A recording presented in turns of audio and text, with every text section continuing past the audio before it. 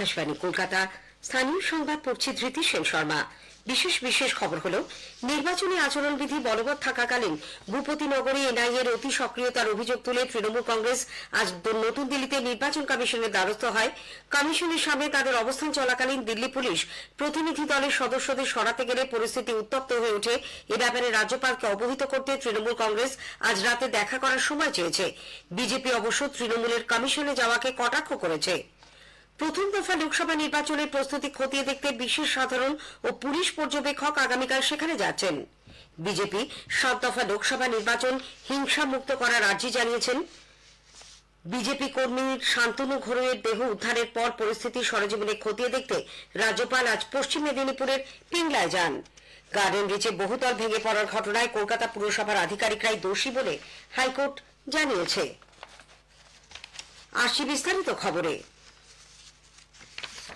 নির্বাচনী আদর্শ আচরণবিধি কার্যকর থাকাকালীন অসাংবিধানিকভাবে পূর্ব মেদিনীপুরের ভূপতিনগরে জাতীয় তদন্তকারী সংস্থা এনআইএর অতি সক্রিয়তার অভিযোগ তুলে তৃণমূল কংগ্রেস আজ নতুন দিল্লিতে নির্বাচন কমিশনের দ্বারস্থ হয়। দলের সাংসদ ডেরেক ওব্রায়ানের নেতৃত্বে 10 সদস্যের প্রতিনিধি দল নির্বাচন কমিশনের সদর কার্যালয়ে কমিশনের ফুল বেঞ্চে লিখিত অভিযোগ জমা করে। পরে কমিশনের সদর দপ্তর থেকে বেরিয়ে প্রতিনিধি দলের অন্যতম সদস্য সাংসদ দোলা সেন সাংবাদিকদের বলেন, লোকসভা ভোটের সমস্ত রাজনৈতিক দলকে সমান সুযোগ দেওয়ার যে প্রতিশ্রুতি কমিশন দিয়েছিল তা রাখা হয়নি। বিরোধীদের দমন করতে কেন্দ্রীয় এজেন্সিগুলিকে কাজে লাগানো হচ্ছে।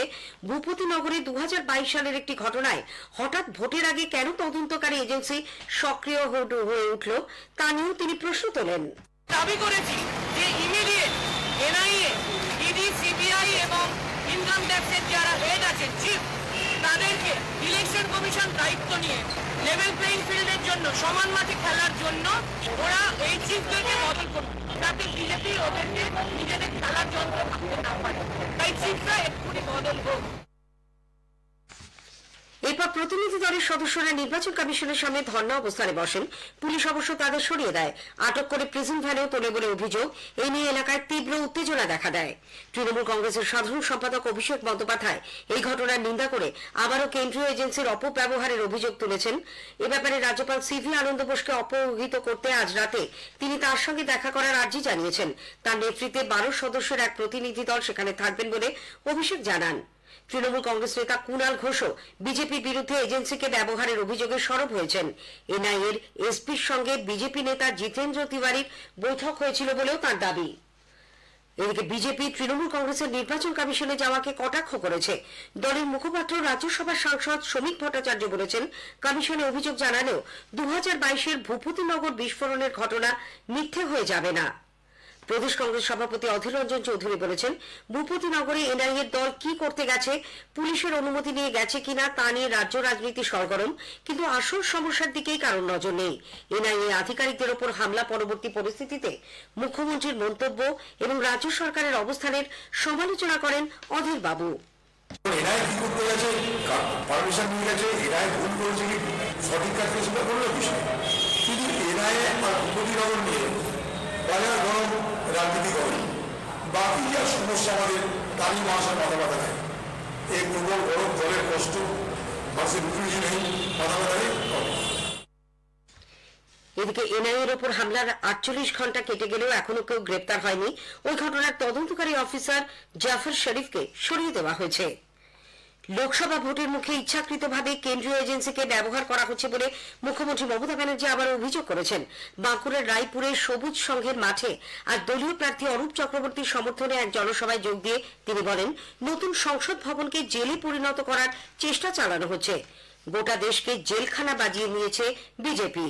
निर्वाचन हो गए चुन चुन के अरेस्ट करेगा, सबको जेल में भेजेगा।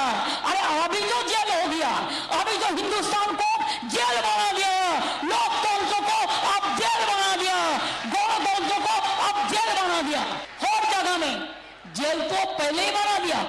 आपका एक पॉकेट में एनआईए और एक पॉकेट में सीबीआई, एक पॉकेट में ईडी तो और एक पॉकेट में income tax. NIA CBI BJP का भाई भाई। বিজেপি রাজ্যের 7 দফা লোকসভা নির্বাচন হিংসামুক্ত করার আর্জি জানিয়েছে। কলকাতায় আজ বিরোধী দলনেতা শুভেন্দু অধিকারীর নেতৃত্বে বিজেপির এক প্রতিনিধি দল বিশেষ পুলিশ পর্যবেক্ষক অনিল কুমার শর্মার সঙ্গে দেখা করেন।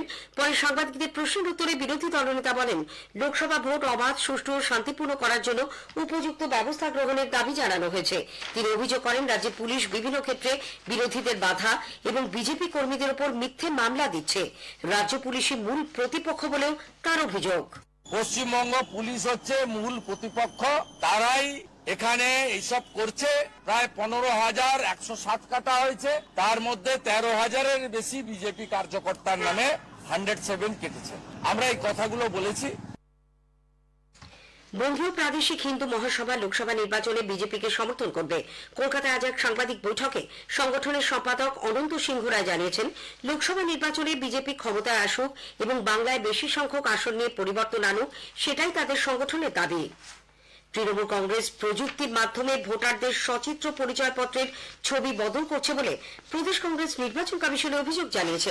মুর্শিদাবাদের বেশ কিছু জায়গায় এই ঘটনা ঘটছে বলে কংগ্রেসের তরফে মুখ্য নির্বাচনী আধিকারিক আরিজ আফতাবকে লেখা চিঠিতে জানানো হয়েছে বলে কমিশন সূত্রে জানা গেছে। আগামী লোকসভা ভোটে সাধারণ মানুষ সহজেই যাতে পছন্দের প্রার্থীকে নির্বাচন করতে পারেন, সেজন্য গণসংগঠন অ্যাসোসিয়েশন ফর ডেমোক্রেটিক রিফর্মস নির্বাচন কমিশনের তথ্য বিশ্লেষণ করে কয়েকটি প্রতিবেদন প্রকাশ করেছে। প্রার্থীদের ফৌজদারি মামলার প্রেক্ষাপট, আর্থিক অবস্থা, শিক্ষাগত যোগ্যতা, লিঙ্গ সাম্যতা এবং অন্য তথ্যাবলী বিশ্লেষণ করে সংগঠনের তরফে জানানো হয়েছে, প্রথম দফা নির্বাচনে পশ্চিমবঙ্গে মোট 37 জন প্রার্থী প্রতিদ্বন্দ্বিতা করছেন, যাদের মধ্যে 5 জনের বিরুদ্ধে ঘোষিত ফৌজদারি মামলা রয়েছে।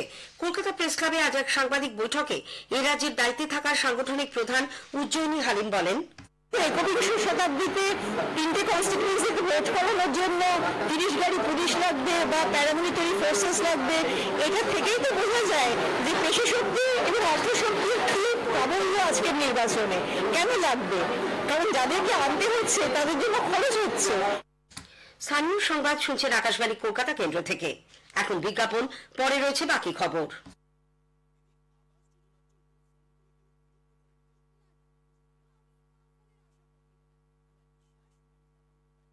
ঠিক সমাধান করে দেবেন। একদম, মমতা বন্দ্যোপাধ্যায় বলেছেন, এবার ফোন করলে বলবেন দিদি বলেছে, দিদি দিয়ে দেবে। 100 দিনের কালের টাকা 59 লক্ষ জব কার্ড হোল্ডারদের আমরা দিয়েছি। মোদির গ্যারেন্টি জিরো, আর আমাদের গ্যারেন্টি মানসিক জিরো।